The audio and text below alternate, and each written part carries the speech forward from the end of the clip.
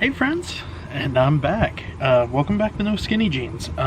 Again, I know this is a sit-down video and it may not be everybody's cup of tea, and that's okay. I just kind of want to share with you what's going on, what I have been dealing with. And you're going to see me squinting a little bit. It's bright out here. As you know, or may not know, we just had a baby, Everett, about 5 months ago.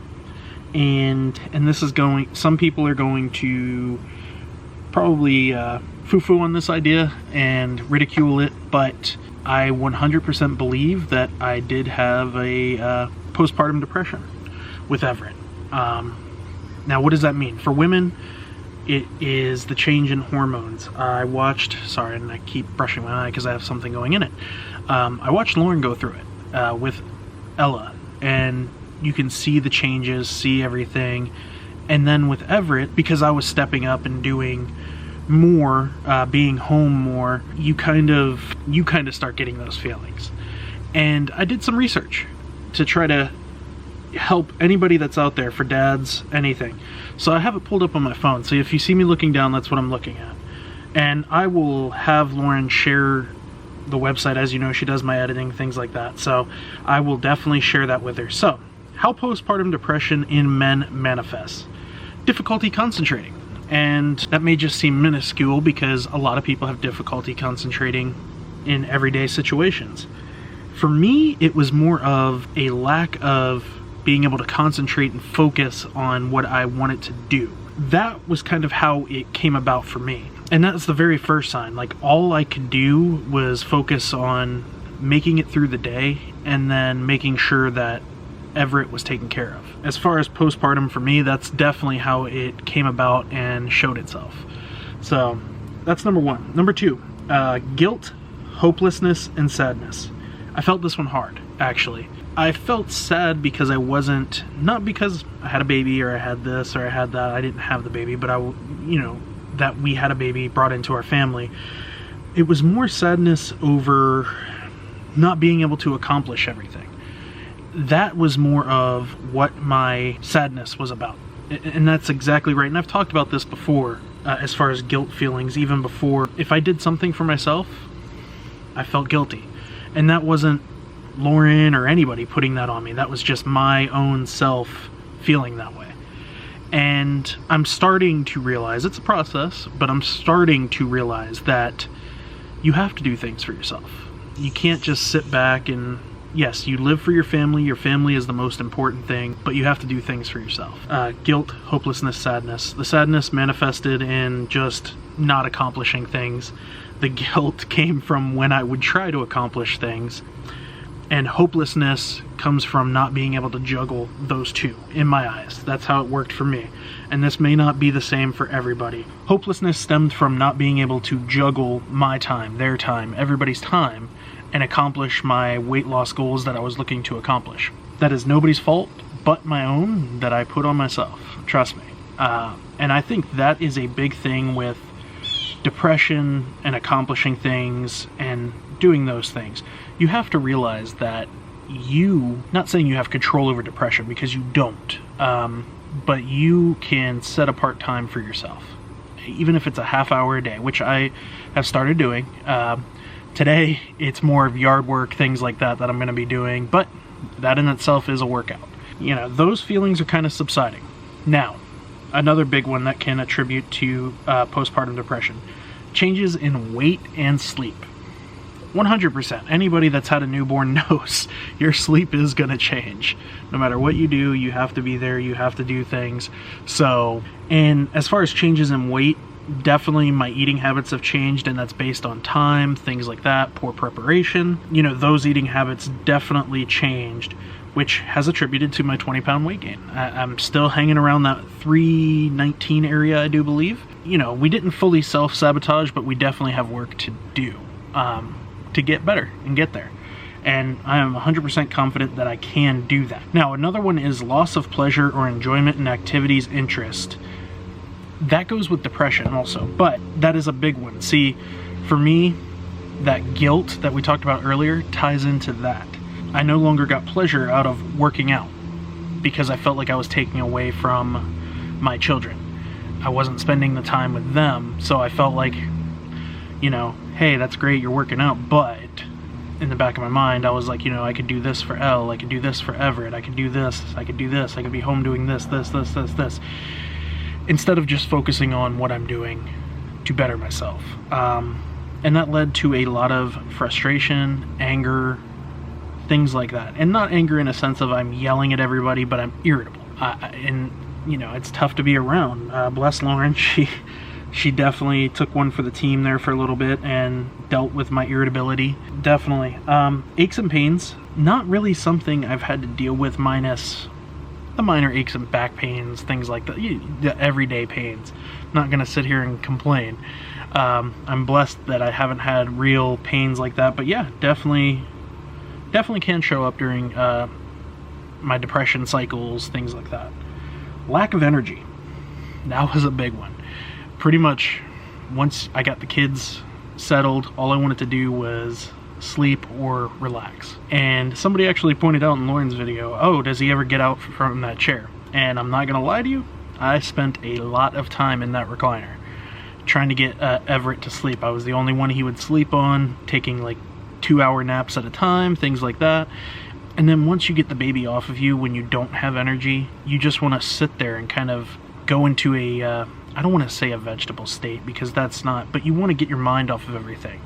And, you know, I fell down a rabbit hole of drama, things like that online. Obviously, I didn't feed into any of that, but it puts you in a very negative place. So you are what you consume as far as body, mental, and just overall environment. Basically everything you take in. Now I have a bumblebee flying around my head. That's great. Now, these are the risk factors for male postpartum depression. Lower income or socioeconomic status. So, I wouldn't say postpartum depression, but with Elle, I experienced it because I had to go right back to work to make sure we could survive. And I couldn't be home with her, helping, doing those things. So that kind of, I get that. You know, nobody wants to leave their family to go back to work. Because you're at work, you can't focus, you're worried about your family, you're worried about things like that. So I totally understand that. And you're not performing at your best at that point. A personal or family history of depression. Hit it right on the head. I have a history of depression. My family does, diagnosed and undiagnosed. Sleep deprivation or chronic lack of sleep. So just for anybody wondering, my sleep schedule has never been normal. I wake up, I'll fall asleep about 9, 10, 11 o'clock, in between those hours, and I wake up at 3. I'm awake. I don't know what it is. That's why people were like, oh, it's so great that you can get up early and go to the gym. I'm awake anyway. Now, Elle's awake at that time, things like that, so I kind of just make sure she's taken care of instead of doing the gym thing, but you know, we'll talk more about that in a little bit. So those are kind of the risk factors there. A lot of common treatments, working out, I agree 100%. It helps you get frustration, worry, things like that, as long as you can beat those feelings of guiltiness. And that's something I couldn't do. So yeah, definitely, that one was painful. Socialize. Those that know me know I don't like to do that anyway. And that's not anything bad, I get uncomfortable around new people or with people, but at the same time, like, I went a few places and I felt better after talking with people. So it's a catch-22 in that sense. I would say socializing can help if you're a social butterfly. If not, definitely, you know, try to find those other things like working out, keeping to yourself, things like that. And it says don't wait to get help. That's definitely something I recommend. I mean, I've never been a big doctor's fan, anything like that. I kind of wait till it's a big issue to go to a doctor, go anywhere like that. Those were all the symptoms, and I say all of that mouthful to say this as I'm sweating just sitting here because it's 89 degrees in Florida at 10 a.m. If you feel any form of depression, you feel down, you feel anything, it does not hurt to go and talk to somebody. Am I a shining example of that? No. I don't like to talk about my feelings. I hate it because I'm an empath. I definitely feel other people's pain. And not in a sense of, oh my goodness, you broke your leg, I feel it. But emotionally, I just want everyone to be happy. it's a blessing and a curse, because there are people that take advantage of things like that, and you know, it also puts you, especially when you have depression, in a bad place also. So sometimes you got to separate yourself from people that are dragging you down, and that includes social media, things like that also. Now, that being said, I have a great, you guys have been awesome as far as the patience, the understanding, and the delays we've all felt. For me, I look at this as it's not a job. I enjoy talking with you. I enjoy interacting as far as a social media platform. We all know the negatives of social media. I'm not going to sit here and go into those, because it is what it is. I owe you guys a huge thank you. Thank you for always being there. Thank you for taking time out of your busy days to talk with me, check on me, do those things. I mean, believe me, it does not go unnoticed. I will try to be more interactive with you guys from here on out. I'm trying to think of the right way to put this, because I definitely don't want to make it seem like long term, to provide the best care that Ella needs, I need to be able to pick her up and do things like that, not in a violent way, but you know, sometimes she'll shut down and I have to carry her, things like that. So I definitely need to maintain strength and muscle dexterity to be able to do that. You know, and as special needs parents, it's always a worry, because you always want to be able to take care of your children, and that's any parent. But with special needs parents, we know that this may be a longer process to what we're doing and what she needs. So, you know, I want to be here for the long term. I have to be. I have started working out again. Lauren can insert a clip here of me doing my pool workouts again. Those are awesome when it feels like 117 outside and you don't want to be overheated. I still find myself working up a sweat, muscles getting sore, things like that. And it's great on the joints, back, hips, everything like that, because it takes that stress off and you're still getting a cardiovascular workout. I think I've pretty much covered all of that. It means the world to me that you guys are so positive and backing and doing that, and I want to be the same for you. I want to provide that to you guys. So remember, we got this. I am beyond thrilled to be back, and I look forward to sharing everything with you and just being myself again. You know, it's tough because you lose yourself in a fog when you hit a depression point, and I feel like that's what happened to me. So again, I'm back.